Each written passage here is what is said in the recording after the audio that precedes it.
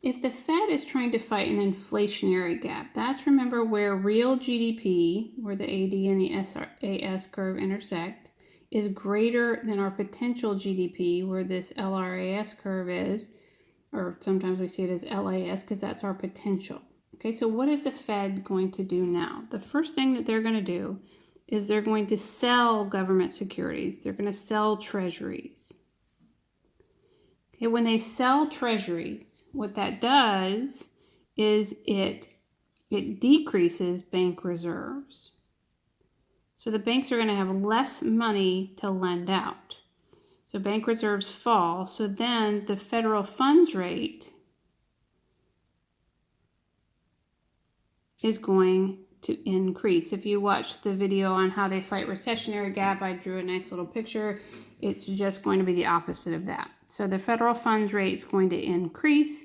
If that happens, other interest rates will increase. Like if you try to go get a car loan, or you try to go get a mortgage, or you want to get a credit card, all of those interest rates are going to increase as well. So if that happens, our consumption is going to decrease. Our investment's going to decrease. Our exchange rate, because the interest rate differential, is going to then increase, which means our exports are going to decrease and our imports are going to increase. Now, if none of that makes sense, go back and watch the recessionary gap, and that should give you a little bit deeper explanation, but in the opposite direction. So if C goes down, I goes down, M goes up, X goes down, our aggregate demand is going to decrease.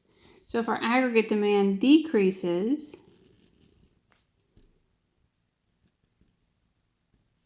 okay, then what's going to happen? Our price level is going to decrease and our real GDP is going to decrease. So price level will decrease and real GDP will decrease, hopefully getting us right back to our full employment or our potential GDP.